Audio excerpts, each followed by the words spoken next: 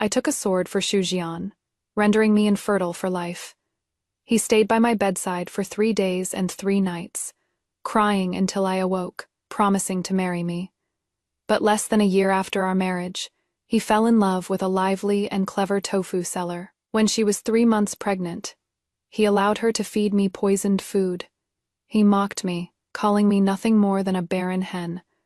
As the poison took effect, Xu Jian held my hand at my bedside and sighed. Liuang, don't blame me. If you hadn't died, my child would have been born of a concubine. For the past year, I've given you the respect due to a mistress, ensuring you had enough to eat and drink. That is already repaying the kindness of your sword. Your death will fulfill the name of my beloved wife. You've died a worthy death. Hate welled up within me. I pulled out a hairpin and plunged it into his lower body. He made me infertile. I'll make him childless. But after he strangled me to death when I opened my eyes again, I was back on the day I saved him. But this time, I didn't go back. The cramping pain from my abdomen was like 10,000 steel needles churning inside my innards. It was the agonizing pain of the Headinghong poison taking effect. I curled up in the straw pile of the moldy woodshed, listening to the music of strings and flutes coming from the main house not far away. That was Xu Jian celebrating his kept mistress Wang Linglong conceiving another child, and also celebrating that I, this woman who was his principal wife in name but a decoration in reality, was finally about to die. Liuang, don't blame me. Years ago, you damaged your womb to save me, leaving you barren for life. If I let you keep the position of the mistress of the house, how would my Xu family line continue? Xu Jian's hypocritical voice seemed to still echo in my ears, carrying a tone of condescending charity. For this past year, I've given you the honor of the mistress, and haven't stinted on your food or drink. That was already repayment for the kindness of taking that sword for me back then. Now, using your death to fulfill the title of my beloved wife, you can consider yours a death well died. I hate that I was so blind back then, that I actually took that sword slash during the startled horse incident for such a heartless bastard. I hate that my status as the Grand Tutor's legitimate daughter actually became a stepping stone for his career, only for me to end up dying such a miserable death. I could no longer suppress the metallic sweetness in my throat. I violently spurted out a mouthful of black blood, and my consciousness sank into boundless darkness and agonizing pain. Miss, watch out! A shrill scream exploded like a thunderclap, forcibly dragging me back from the abyss of hell. The sensation of suffocation vanished, replaced by the noisy clamor of voices and the overwhelming earthy scent of street life. I snapped my eyes open, gasping for air, cold sweat soaking my back. Before me wasn't that dark, cramped woodshed, but the blindingly sunny, bustling market of the capital. I am not dead. No, not only am I not dead, but this scene, it is so familiar. 3 jang ahead, a fiery date, red horse with bloodshot eyes and foaming at the mouth, clearly having gone mad, was raising its bowl-sized iron hooves, neighing as it charged wildly in our direction. And beside me, that man in a moon, white brocade robe, looking panic-stricken and trying to hide behind me, was none other than Xu Jian. In my previous life, it was this very moment. This was a crazy horse the 9th prince had deliberately arranged to test Xu Jian. In my past life, seeing Xu Jian frozen on the spot, I threw myself over without thinking, using my frail body to block that fatal collision for him. The horse-slave's sword pierced my lower abdomen, destroying my womb and ruining my life. And Xu Jian, completely unharmed. Liuang, quick, save me!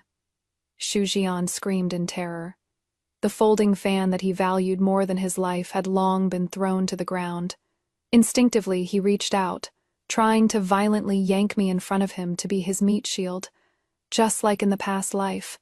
Want me to die again, in your dreams. In that instant, the blood in my entire body seemed to freeze, only to then boil with the hellfire of revenge. Acting almost on physical instinct, I clamped onto the wrist of my maidservant, Tushi, who was scared witless beside me, and summoned every ounce of strength to roll towards the clutter-filled alley on the right.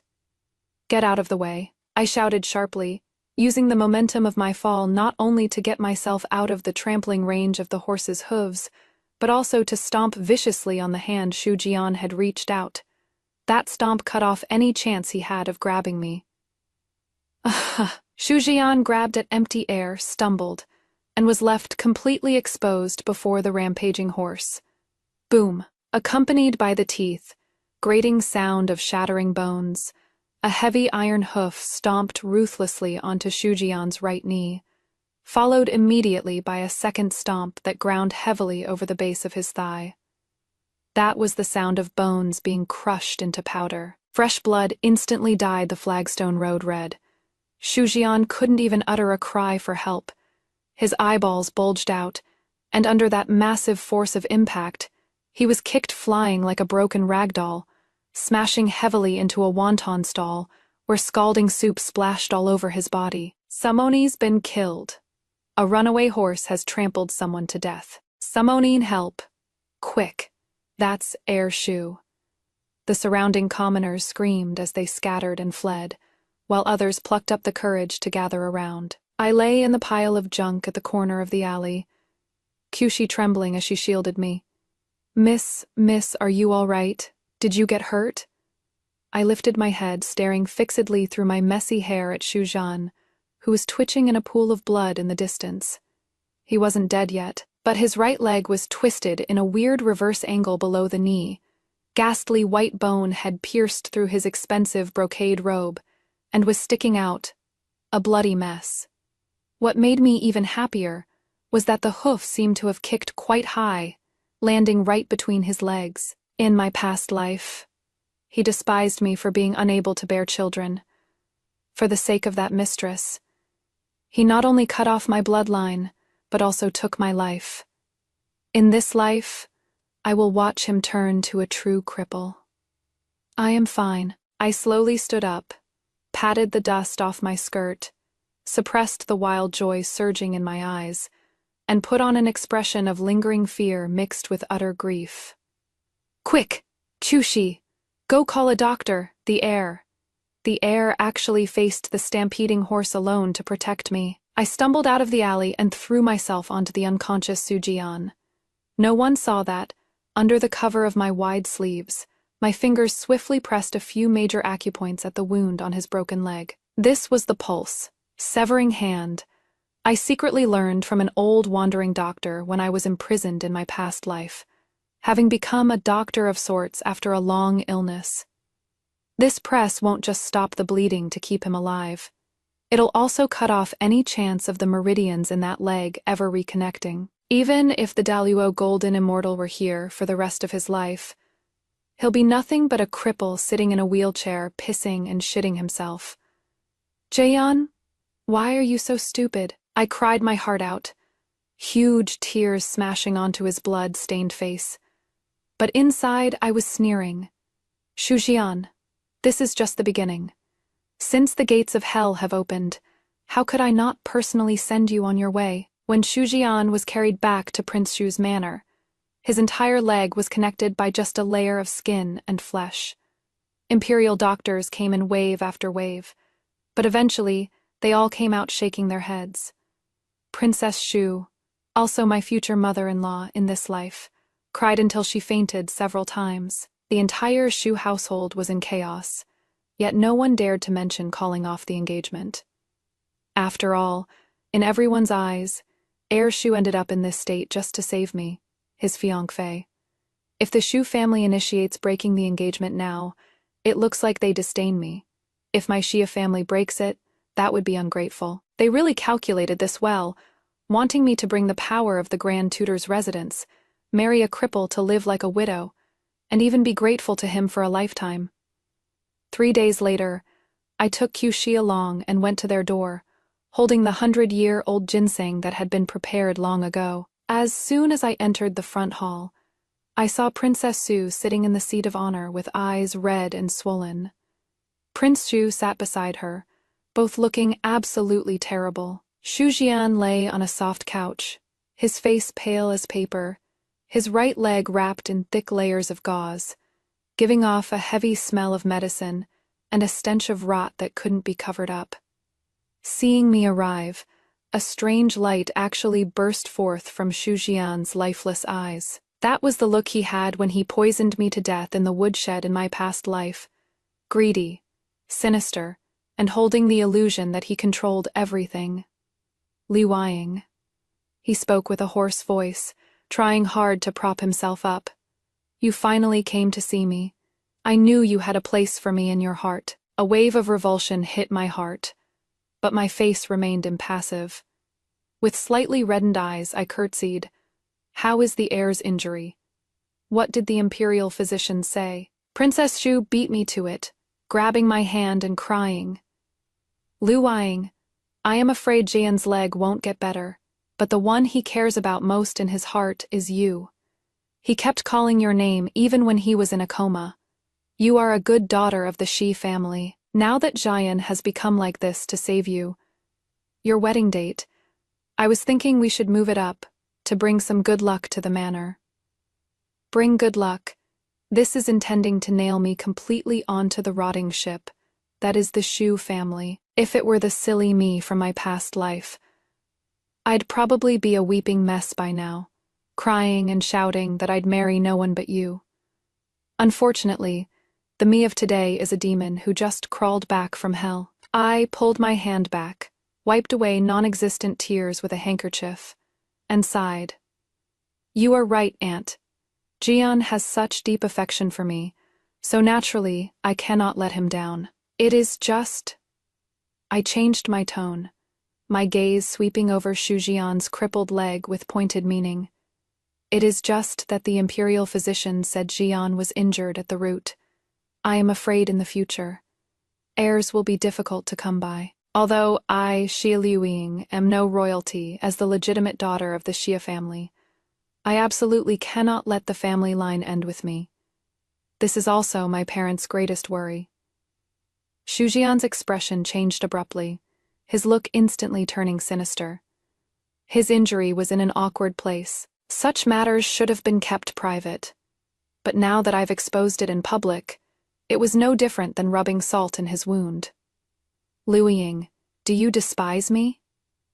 Xu Jian gritted his teeth, his voice seeping with a bone, chilling coldness. Don't forget, on whose account I ended up like this. How could I despise the heir? I put on an innocent face. I am merely worried that the Yexu family will have no successor. However, if the heir already has offspring, then this concern would naturally vanish. Prince Yu frowned. Liu Ying, what is the meaning of this? Jian has always kept himself clean and is not yet married. Where would an heir come from? I smiled slightly, turned my head toward the door and clapped my hands. Bring her in. 2 rough servant women walked in, holding up a woman in a plain white dress that couldn't hide the slight bulge of her belly. As soon as the woman saw Xu Jian on the soft couch, she broke free from the servants, knelt on the ground with a thud, and wept piteously. Heir, save me! They want to kill my child. It was none other than Wang Linglong, the woman from my past life who pretended to be so weak she couldn't take care of herself in front of Xu Jian, but behind my back fed me poison. At this moment, she didn't yet have the arrogance she would later on. She looked like nothing more than a pitiful little white flower. Xu Jian's pupils constricted violently, obviously not expecting me to find Wang Linglong, and even less expecting me to bring her directly to the front hall. Thursday, what is going on? Princess Xu stood up in shock. I slowly walked to Wang Linglong's side, looking down at the adulterous couple. My clear voice echoed throughout the front hall. Auntie, you may not know, but this Miss Wang lives in Tofu Alley in the south of the city. She is the young master's confidante. She is 3 months pregnant now. Since the heir injured his body to save me, and will likely find it hard to have children in the future.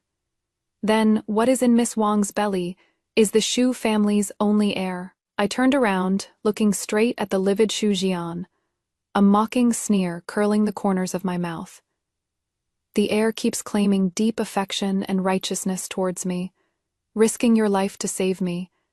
Yet while we were engaged, you kept a mistress on the side, and even managed to produce a child. Is this what the heir calls deep affection? Exiliuing you? Shu Jian was overcome with sudden rage, and he sprayed out a mouthful of bloody foam. Of course he wouldn't dare admit it. Because this isn't just a moral failing, it is a slap in the face to the Grand Tutor's household. In my past life, he kept Wang Linglong hidden extremely well. It wasn't until I had been married for a year without bearing children that he brought her into the manor under the pretext of taking a concubine. Now that I've revealed this card early, I've completely cut off his way out. Since Miss Wang is pregnant, this is a joyous occasion. I looked coldly at Princess Shant. The Shu family has an heir now, so I won't have to bear the guilt of cutting off your family line. However, my Xia family has been upright for generations. We absolutely will not tolerate such filthy scandals as pregnancy before marriage and keeping a mistress. This marriage is called off as of today. No, Princess Shu screamed. You can't call off the marriage. The seed in that cheap slut's belly might not even be Jian's. Wang Linglong heard this and immediately wailed to high heaven. Madam, please see the truth. The heir is the only man I've ever had. The heir has a red mole on his waist and an old scar on his inner thigh. If I am lying, may lightning strike me dead. Her shout not only confirmed the affair, but also exposed Shu Jian's private affairs completely. Prince Shu trembled with rage and slapped the table. You scoundrel! Why haven't you dragged this disgraceful woman away yet? Hold on. I didn't take a single step back. Instead, I pulled out the annulment letter I'd written long ago from my sleeve and slammed it onto the table with a loud phase-mac-fei. This engagement ends today, whether you like it or not. Heir Shu injured his leg saving me, so my Xia family will offer 1,000 taels of gold and 100 mu of fertile land as compensation to repay that kindness. But if the Shu family insists on pestering us, I am afraid a memorial from the censorate impeaching Prince Shu's manor for favoring a concubine over a wife and moral misconduct will be on the emperor's desk by tomorrow. My father is the current Grand Tutor, with Protfei phased throughout the court and country. Those stubborn bones in the censorate have zero tolerance for this sort of thing. Prince Shu's expression changed again and again before he finally slumped back into his chair in defeat. He knew that the Shu family had to swallow this bitter pill today. Shu Jian stared dead at me, in his eyes aside from malice. There was actually a trace of shock and fear that I couldn't comprehend. As if asking, how did you know about Wang Linglong? How did you suddenly become so ruthless? I met his gaze, leaned over slightly, and said in a voice only he could hear, Shu Jian, you ought to be glad you only broke one leg. If I were you, rather than thinking about how to plot against me, you'd be better off thinking about how to save your remaining leg. Having said that, I didn't spare him another glance. Taking Kyushi with me, I walked out of Prince Shu's manor without looking back. Behind me came Wang Linglong's shrill crying and the sound of teacups shattering. The sunlight falling on me was a bit blinding. I took a deep breath. The air no longer held that nauseating smell of blood and medicine. The curtain had finally risen on this great drama of revenge. In the days following the annulment, I wasn't as despondent as father and mother feared. Instead, I dove headfirst into medical books. I begged father to invite Imperial Physician Sunday, who had retired from the Imperial Academy of Medicine. Ostensibly, it was to cultivate my character. But actually, it was for that Fey classic of Poison's Fey. In my previous life when I was imprisoned, I chanced to learn that Imperial Physician Sunday's ancestors were of the Miaozhang poison doctor lineage, holding many long-lost secret recipes. This bout of study lasted 3 months. It wasn't until this day, when I went to pick up medicine at Huichun Hall in the west of the city, that I saw Shu Jian again. Rather than saying I saw him, it is better to say I smelled him. Before I even stepped inside, a stench of urine that even strong musk couldn't mask hit me right in the face. At the counter, Shu Jian sat in that custom-made carved wheelchair, pointing right at the shopkeeper's nose and hurling abuse. A bunch of quacks.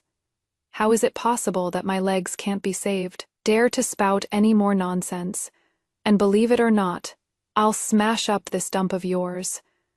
He had lost a lot of weight, his cheekbones protruded, and there were dark shadows under his eyes. His face, which could once be called handsome, was now filled with nothing but hostility. Although that white brocade robe looked glamorous, the faint yellow stain seeping through the hem exposed his current plight. He couldn't even take care of his own toileting needs. Behind him, Wang Linglong was dressed in a gaudy pink gown, her head covered in glittering gold dangling hairpins. She was wearing an awkward, apologetic smile for the onlookers watching the drama, occasionally reaching out to tug at Shujian's sleeve, only for him to shake her off in disgust. "Don't touch me, just looking at you annoys me," Shujian roared, startling Wang Linglong into flinching. It seems that this pair of true loves from my past life aren't having such a great time in this one. I curled the corners of my lips and walked in slowly, fanning myself with my round fan. "Oh my, isn't this air Shu? Why such a big temper?" Hearing my voice, Shujian stiffened all over and abruptly spun his wheelchair around. When he saw it was me, a trace of panic flashed through his eyes. He subconsciously tugged at the hem of his robe, trying to cover the stains on his legs. But that smell was something he just couldn't hide. "Exi Liuying." He called my name through gritted teeth, his gaze complex, containing both resentment and a trace of inexplicable expectation. "What are you here for? To laugh at me?" "Your Highness is joking. I am here to get medicine." I covered my mouth and nose with my round fan. Though I didn't say it explicitly, my disdain was written all over my face. "But as for your Highness, this body of yours seems not quite up to snuff." Shujian's face turned the color of pig liver. The way he looks now is all thanks to me. But he didn't dare say it, nor could he. Suddenly, as if he thought of something, his look changed, and he actually put on a deeply affectionate appearance. "Liuying, I know you are still angry. It was my fault back then. I shouldn't have kept the Linglong matter from you. But I've thought it through these past few months. How could those vulgar women compare to you? If you are willing to come back, the position of the heir's consort is still yours." The surrounding crowd let out a burst of boos. A broken-legged, incontinent piece of trash actually wants to crawl back to his ex. Wang Linglong stood to the side, her face ghastly pale, wringing the handkerchief in her hand deathly tight, her eyes full of venom. I felt like I'd heard the biggest joke ever. Unable to hold back my laughter, "Shujian, are you still asleep?" Leaving aside the fact that we've already broken off the engagement, just based on your current appearance, do you think the Shea family would even spare you a glance? I took a step forward, leaned down slightly, my gaze scraping over his face like a blade. Besides, as for how the heir's leg was broken, how this body was ruined, others might not know, but don't you know perfectly well yourself? Shujian's pupils constricted, and his whole body began to tremble violently. He recalled that day under the horse's hooves, that eerie kick of mine, and the split second of agonizing pain before he passed out. "It was you. It was you," he pointed at me, his finger trembling like a fallen leaf in the wind. "It was you who pulled a trick that day." "Mind your words, heir," I interrupted him coldly, my eyes full of mockery. "That day, it was the heir himself who lost his footing. I disregarded my own safety to pull you, only to nearly get hurt because of you." "What? Now you are blaming your savior instead." Oh, right." I seemed to suddenly remember something, pulling a delicate little porcelain bottle from my sleeve and tossing it casually into his arms. "For the sake of our acquaintance, this bottle of clear breeze powder is a gift for the heir. Although it won't cure your legs, at least it can get rid of the smell, after all. In such a public place, it wouldn't be good to stink up the bystanders." The porcelain bottle rolled down between his legs, getting stuck right on that stain. Boom. The surrounding crowd burst into a roar of laughter, and the sounds of them pointing and gossiping felt like countless needles piercing into Shu Jian's ears. So he really peed his pants.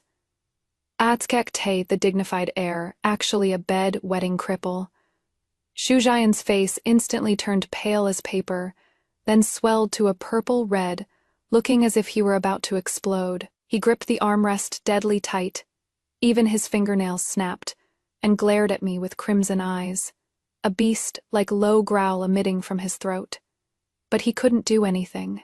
He couldn't stand up, couldn't hit me, didn't even have the strength to curse. In that instant, the self-esteem he was so proud of was stepped under my foot and ruthlessly crushed.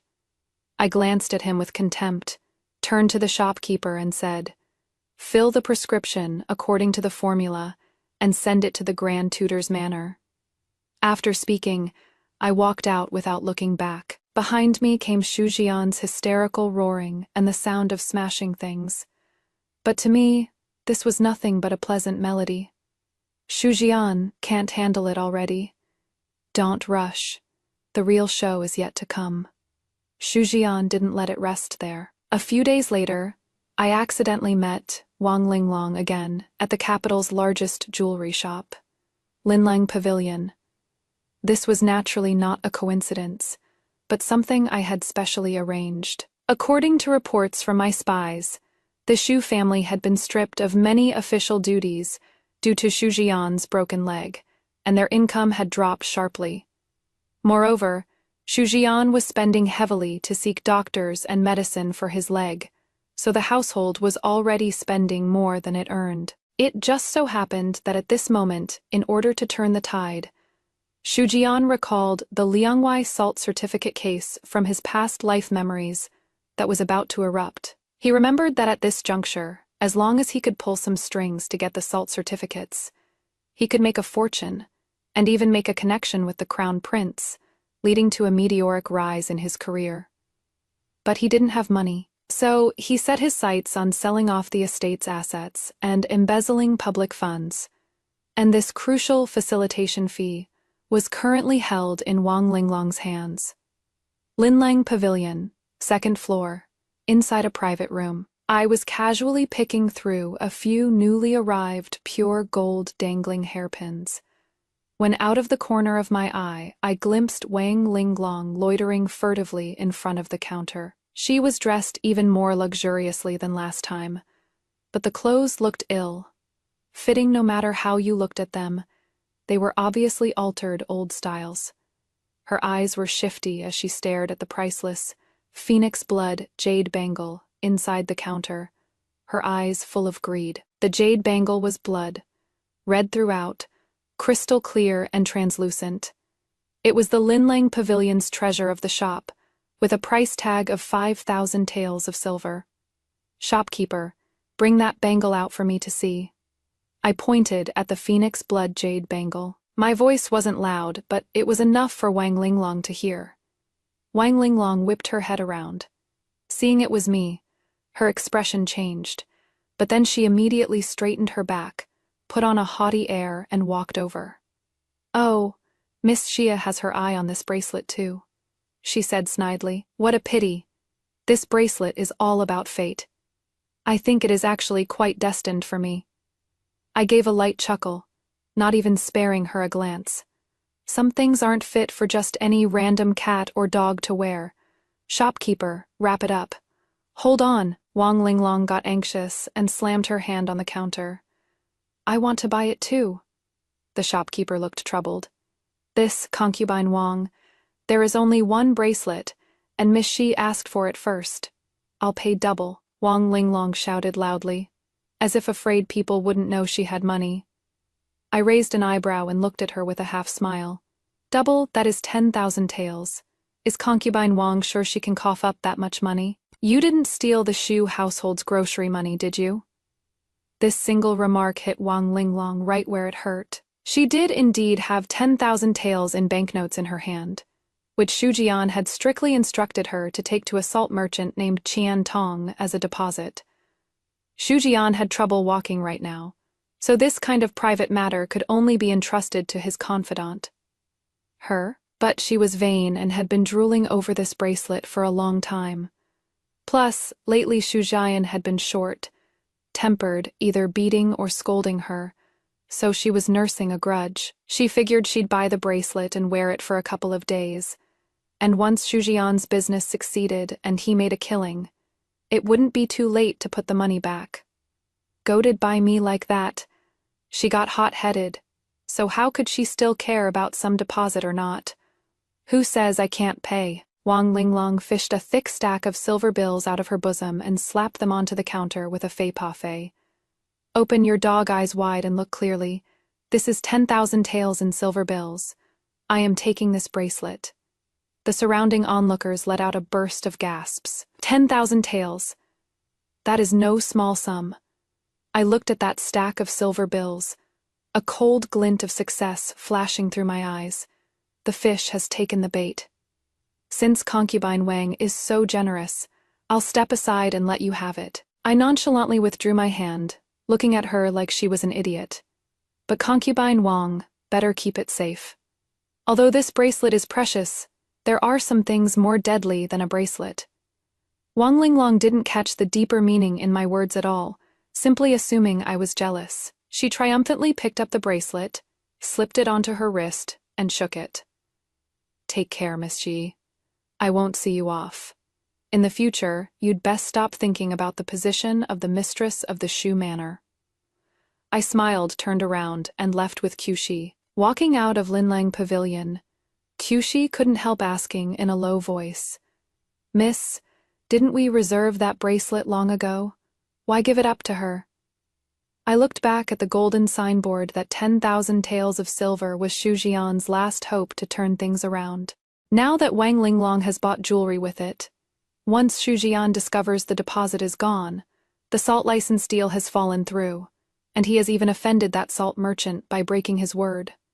More importantly, that so-called Qian Tong isn't actually a salt merchant at all, but a con artist I arranged long ago. That 10,000 taels was a trap from the start. Now, with this move by Wang Linglong, although the money didn't fall into my pocket, the effect is the same. Shu Jian's funding chain is broken, and it was broken by the hands of the woman he trusts the most. This taste of being backstabbed by the person who shares your bed must hurt 100 times more than a broken leg. Right, Shu Jian? Your retribution is only just beginning. When Wang Linglong returned to the Prince Shu Manor holding that phoenix blood jade bangle, Shu Jian was waiting for her good news with a heart full of joy. How did it go? Did Boss Qian accept the deposit? Shu Jian sat in his wheelchair, a fanatical light gleaming in his eyes. As long as we get that batch of salt licenses and resell them to the private salt smugglers in Zhongyan, we can not only fill the deficit in the manor, but also have a huge surplus to offer His Highness the Crown Prince. Then, who would still dare to look down on me, Shu Jian? Wang Linglong's eyes shifted evasively, and she subconsciously shrank her hand wearing the bangle back into her sleeve. He accepted it, Boss Qian said to meet in Yangzhou in half a month. Good. That is wonderful. Shu Jian slapped his thigh in excitement, completely failing to notice Wang Linglong's strange behavior. Half a month later, Shu Jian took Wang Linglong and dragged his battered body to Yangzhou. He thought what awaited him was enormous wealth, but he didn't know that it was a trap that had long since opened its gaping, bloody maw. Qian Tong naturally didn't exist. When they arrived at the agreed location, Shu Jian didn't even see a shadow of a person, but was instead completely surrounded by soldiers, led by the Liangwei Salt Commissioner, who had been lying in ambush. Shu Jian, you colluded with salt smugglers to resell official salt, and the evidence is irrefutable. Seize him. Shu Jian was dumbfounded. Thursday, this is a misunderstanding. I am here to discuss legitimate business. I have a receipt for the deposit. He turned his head to look at Wang Linglong. Quick, take out the receipt. Wang Linglong was so scared her face went pale, and with a thump, she knelt on the ground. There is no receipt. What do you mean there isn't one? What about that 10,000 taels of silver? Shujian roared. Wang Linglong tremblingly revealed that blood-red bracelet from her sleeve. I bought this. In that instant, Shujian felt as if he had been struck by lightning. He looked at that bracelet in disbelief, then looked at Wang Linglong, his eyes nearly popping out of his head. You took that life, saving 10,000 taels, and bought a lousy bracelet. Spare my life, your highness. I was just momentarily blinded. You bitch! I am going to kill you. Shujian lunged at Wang Linglong like a madman, trying to strangle her, but was kicked to the ground by the soldiers and ended up with a mouthful of mud on his face. The deadliest part was that an account book and several secret letters were found in Shujian's luggage. That was the so-called Crown Prince's secret order that Qian Tong had intentionally revealed to him earlier to gain his trust. To show his loyalty, Shujian actually signed and fingerprinted it, and even embellished it by writing quite a few treasonous words, expressing dissatisfaction with the imperial court and a willingness to serve the crown prince like a dog or horse. These things now became ironclad proof of his collusion with the crown prince and intent to rebel. When the news reached the capital, the entire court was shocked. The emperor was furious. To protect himself, the crown prince didn't hesitate to push Shujian out, claiming he was a shameless scoundrel swindling people under the banner of the Eastern Palace, and actively petitioned for a strict investigation. Overnight, the once illustrious Prince Shu's manor was raided. Prince Shu vomited blood and died of anger, and Princess Consort Shu hanged herself. Shujian was escorted back to the capital, not only stripped of his title as heir, but also sentenced to exile of 3,000 Lai. That day, I stood in the attic of the Grand Tutor's manor. Watching Shujian wearing prison, the people threw rotten vegetable leaves and bad eggs at him, and the cursing was endless. "Tui, traitor! Serves you right to die without descendants!" Shujian huddled in the corner of the prison cart, covered in filth, his eyes empty and numb.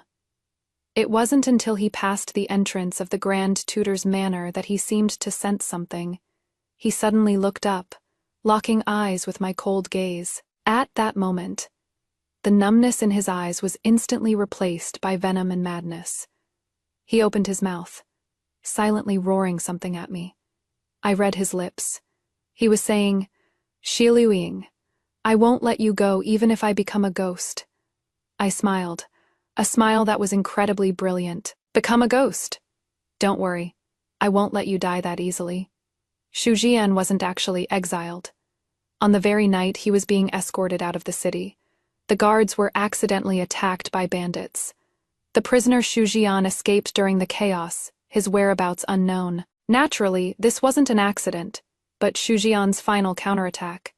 Before his home was raided, he had secretly hidden some private savings and a dagger in a ruined temple outside the city. That was the last escape route he had left for himself. A rainy night 3 days later, I had just finished learning acupuncture from Imperial Physician Sunday and was returning to the manor. When the carriage reached a quiet alley, it suddenly jolted violently and stopped. "What is going on?" Chushi lifted the carriage curtain and asked. Before the words were finished, a cold arrow shot in with a fei hoosh fei, hitting Chushi squarely in the shoulder. Chushi let out a miserable scream and fell into a pool of blood.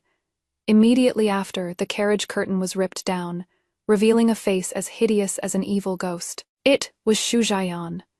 He was soaked through, with a few withered branches tied to his broken leg to barely support his body.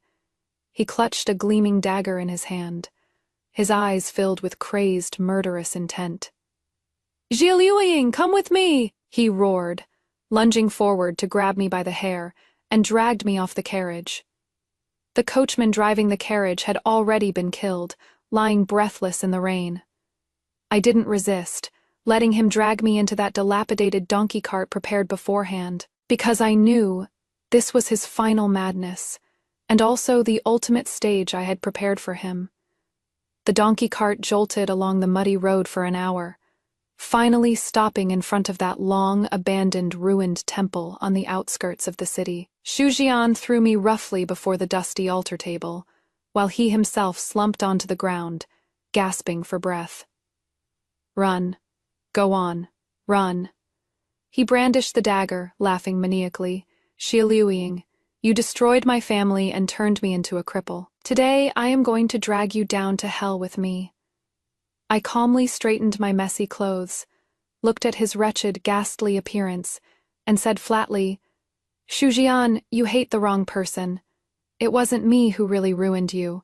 It was your own greed and stupidity. Shut up, Shujian roared. If it weren't for you not saving me that day, my leg wouldn't have broken. If it weren't for your damn bracelet scheme, I wouldn't have lost everything. It is all your fault. You came back through rebirth, didn't you? You knew everything, yet you deliberately watched me die, so he guessed it too. So what if it is? I smiled contemptuously. Are you allowed to be reborn and harm me? But I am not allowed to be reborn and protect myself. When you killed me for that bitch in your past life, did you ever think that this day would come? Mentioning Wang Linglong, Shujian's hatred intensified. That bitch. That bitch deceived me so badly. I've already sent her a message saying that I have the Shu family's last treasure, which is in this dilapidated temple. If she dares to come, I'll make her pay with her life. My heart gave a jolt. So, this was his plan. To kill me and Wang Linglong together, and then kill himself. What a cruel heart, and what a stupid plan. Do you think she'll come? I sneered. She is probably hiding in some man's arms counting banknotes right now.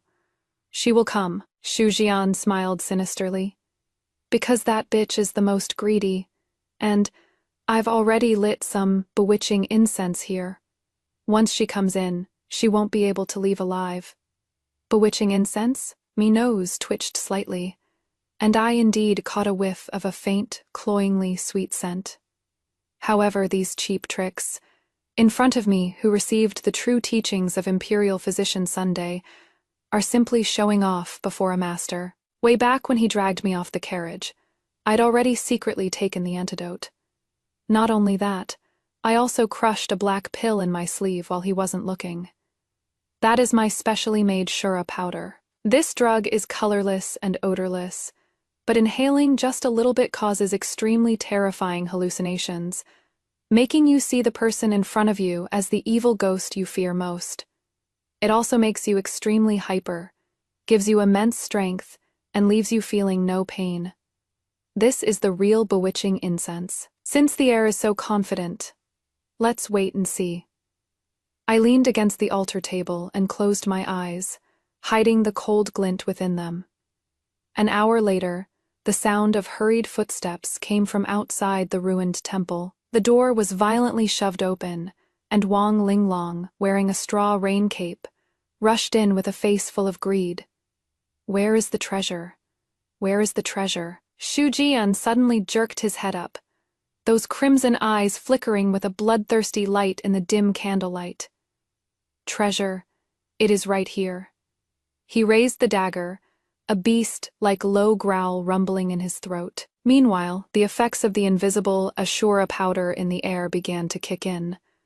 The show has begun. Inside the ruined temple, the candlelight flickered, stretching the shadow of the modeled statue on the wall into a twisted, hideous shape, as if coldly watching the impending slaughter. As soon as Wang Linglong entered, she didn't see the so-called treasures of gold and silver, but instead bumped right into a blood-soaked Xu Jian, who looked like a vengeful ghost, terrified.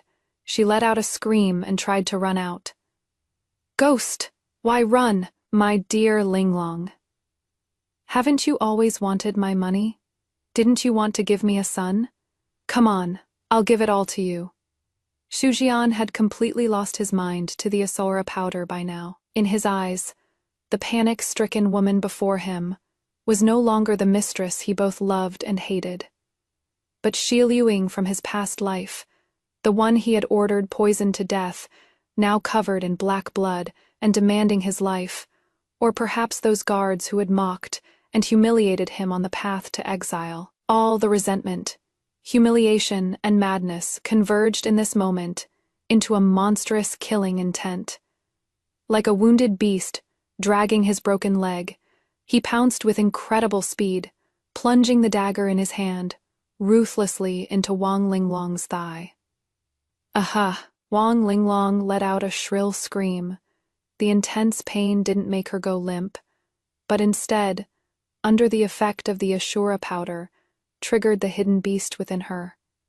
Her eyes instantly went bloodshot, her face twisted, and her originally delicate body exploded with shocking strength. She violently kicked Xu Jian in the chest, sending him flying until he crashed heavily against the offering table. Kill. Kill. I am gonna kill you, you piece of trash. It is all your fault I could only buy that lousy bracelet. It is all your fault I got dumped by His Highness the Crown Prince. Wang Linglong roared, grabbed a broken tile from the ground, ignoring the wound on her leg, and lunged at Xu Jian like a madwoman. The two of them wrestled together on the ground, filled with dust and straw. No moves, no technique, just the most primitive, most savage biting and fighting.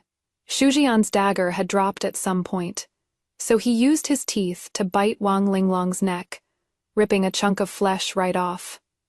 Wang Linglong, meanwhile, used that tile to madly smash Xu Jian's head, each blow accompanied by a dull thud and splattering blood.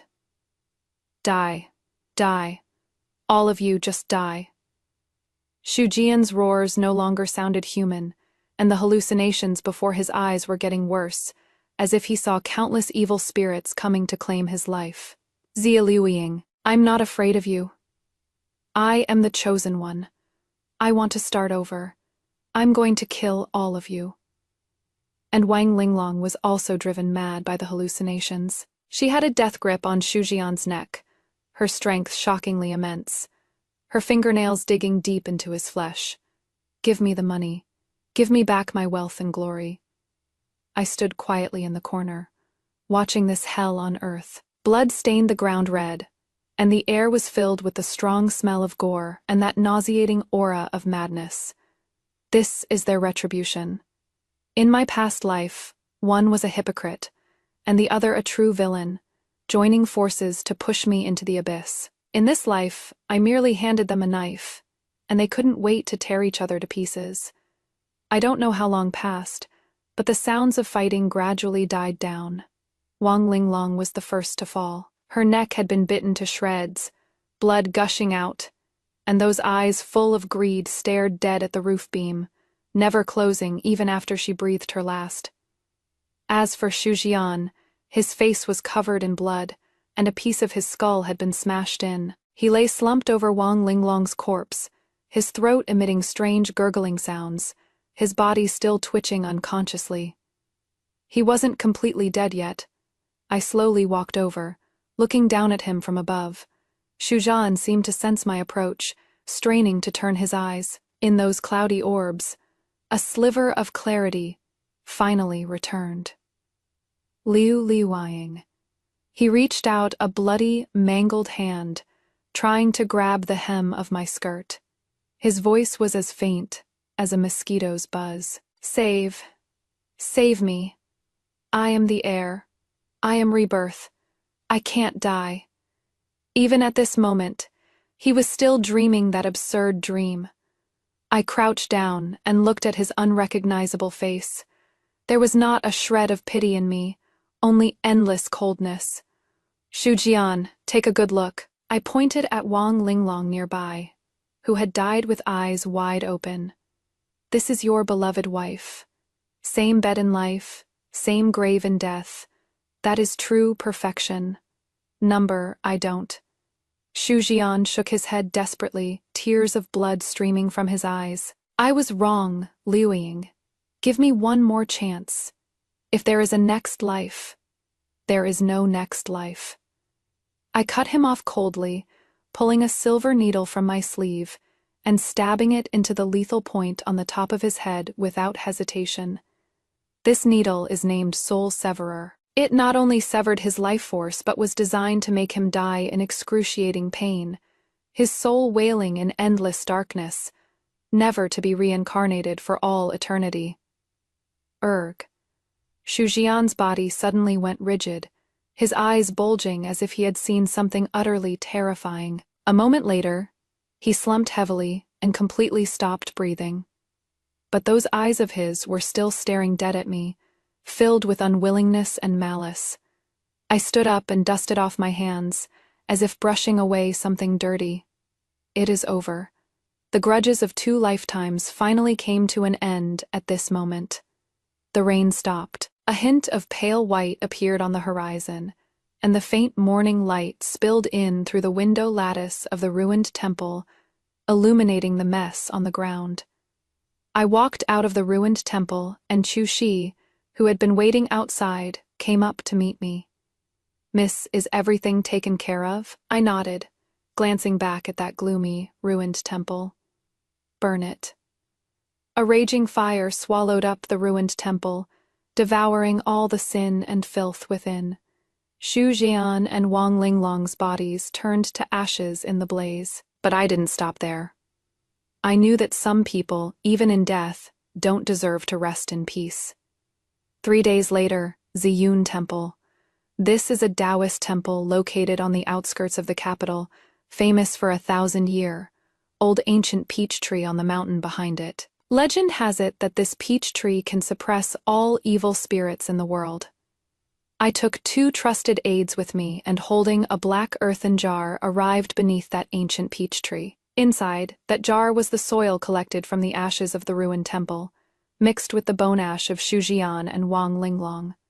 "Miss, do we really have to do this?" The trusted aide hesitated. "This is just too cruel." I smiled faintly, yet my eyes were cold as ice. Compared to what they did to me, what is this little tactic? I had someone dig a deep pit at the base of the peach tree and buried that black clay jar inside. Afterward, I took out a few sheets of yellow paper covered in drawn charms, pasted them over the burial spot, and pressed a soul-suppressing stone, carved with scriptures on top. This wasn't some scripture for blessing, but the most vicious soul-locking curse. In the legacy of the Miao frontier poison doctors, this sort of curse can trap the soul of the deceased in place, suffering the pain of scorching fire day and night, never to be reincarnated for all eternity. Doesn't Xu Jian believe in rebirth? Doesn't he think he is the chosen one? Then I'll make it so that even if he has 1,000 chances at rebirth, he can only be trapped in this tiny space, helplessly watching the seasons cycle and the world's bustle, yet forever unable to touch it, unable to be free.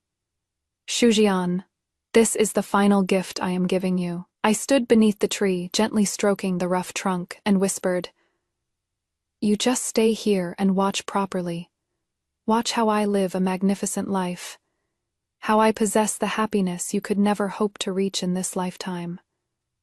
Having done all this, I turned and left, without looking back a single time. The mountain breeze blew past, making the peach tree's branches and leaves rustle, as if someone were wailing in pain.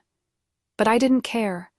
After returning to the Grand Tutor's manor, I changed out of those plain clothes and put on a bright crimson silk skirt. Seeing me return, father and mother came up to meet me with worry. "Luiying, is everything settled?" I smiled and linked my arm with mother's, my eyes curving into crescents, the previous gloom completely gone. "It is all settled, mother. From now on, your daughter will only look forward." 6 months later, relying on my miraculous medical skills, I cured the headaches that had plagued the Empress Dowager for years, and was exceptionally granted the title County Mistress Angguo. I didn't remain unmarried for the rest of my life either. 3 years later, I married the new top scholar. He was a gentleman as gentle as jade, and treated me extremely well. Although we had no children of our own, we adopted a bright and clever child from the clan, and our family of 3 lived in perfect harmony. Every year on the Qingming festival, I go to Purple Cloud Temple to offer incense, but I never go under that peach tree in the back mountain. I just stand in front of the main hall, take a look in that direction from afar, and then, with a smile on my lips, turn around and leave. I heard that ever since that year, that peach tree has never bloomed again. Some say it is because some greatly evil thing was suppressed under the tree, sucking dry the tree's spiritual energy, but I know It is because those two filthy souls are endlessly tearing at each other in hell, causing even the vegetation to wither. That is enough. This is the most perfect ending that I, Xia Liuying, have written for the love and hatred spanning these two lifetimes.